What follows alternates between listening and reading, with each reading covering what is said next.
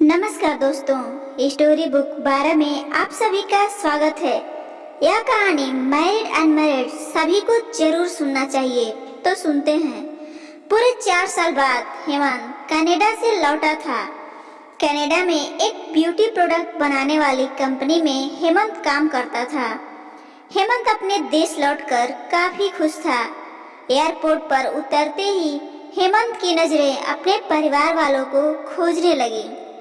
जल्दी ही उसे अपने माँ बाप, भाई भाभी, बड़ी बहन और खुद की 3 साल की बच्ची भी एयरपोर्ट पर खड़े नजर आए, लेकिन उसकी नजरें पत्नी शोभा को खोज रही थी। वो सोचने लगा, ये शोभा मुझे मिलने क्यों नहीं आई। हेमंत एयरपोर्ट पर सबसे हंसी खुशी मिला। फिर उसने शोभा के बारे में पूछा तो उसकी दीदी बोल पड़ी, भाई वो घर पर ही है, तुम्हारे लिए खाना तैयार कर रही है। वो तो आज ही तुम्हारे आने की खुशी में काम करने लगी है, वरना वो तो कोई काम नहीं करती है। हेमंत ने अपनी बेटी को प्यार से उठा लिया। सभी टैक्सी में बैठकर अपने घर की तरफ रवाना हुए। हेमंत भी अपने परिवार से मिलकर बहुत खुश था, लेकिन ये बात कि शोभा उससे मिलने एयरपोर्ट पर क्यों नहीं आई उसे काफी परेशान कर रही थी। वो सोचने लगा, क्या खाना बनाना इतना ज्यादा जरूरी था, मुझसे मिलने से भी ज्यादा, और वो भी तब जब मैं 4 साल बाद वापिस आया हूँ। इन्हीं ख्यालों में वह सबके साथ घर पहुँच गया। गाड़ी की आवाज सुन शोभा बालकनी में आई और हेमंत की तरफ देखने लगी। हेमंत ने भी नजरें घुमाई। हेमंत से नजरें मिलते ही शोभा के चेहरे पर मुस्कान झलक पड़ी। हेमंत भी उसे देखकर हल्के से मुस्कुरा दिया। शोभा सबके लिए पानी लेकर आई और फिर से किचन में चली गई। थोड़ी देर बाद हेमंत शोभा को बुलाने लगा। माँ ने उसे बीच में टोकते हुए कहा, किचन में थोड़ा काम है, उसे कर लेने दो, तुम बैठो यहाँ मेरे पास। वैसे भी वह कहाँ ज्यादा काम करती है।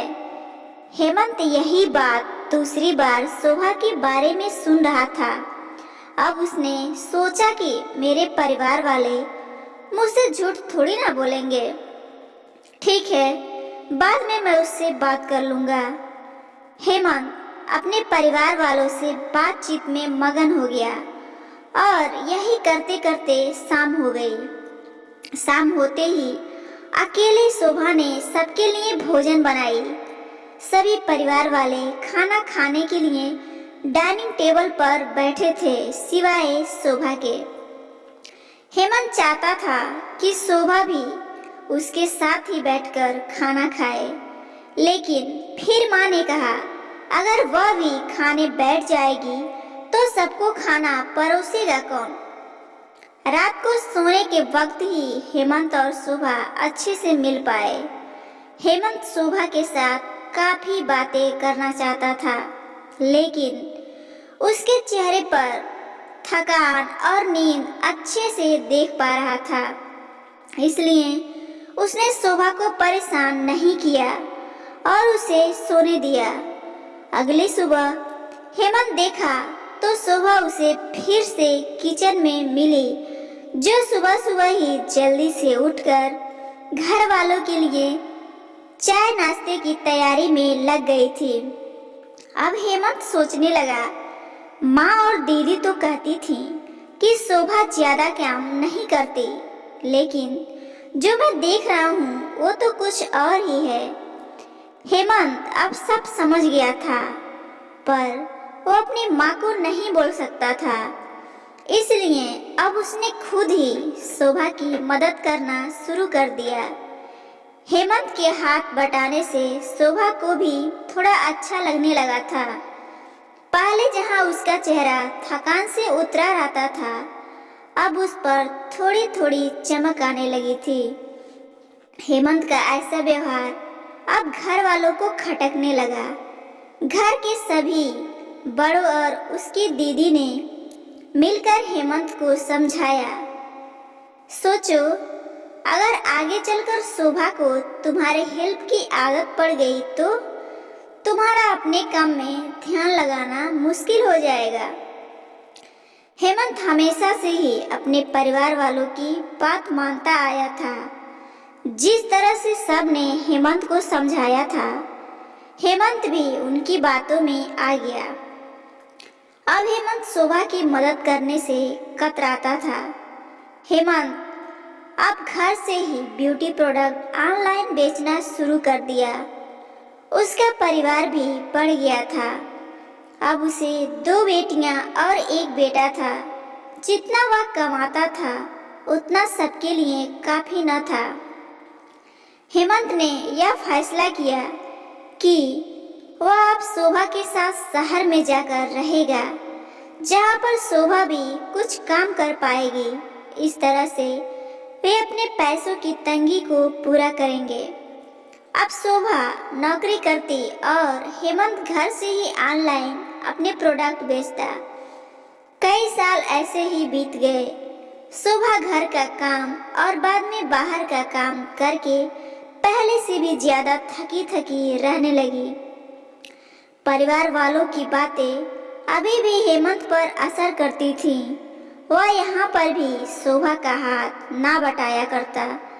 कभी कभी शोभा उससे कहती कि मुझे अच्छा नहीं महसूस हो रहा है, मुझे डॉक्टर के पास ले चलो। वो हाँ कह देता, लेकिन अपने काम में इतना खो जाता कि कभी उसको डॉक्टर के पास ले ही नहीं जाता।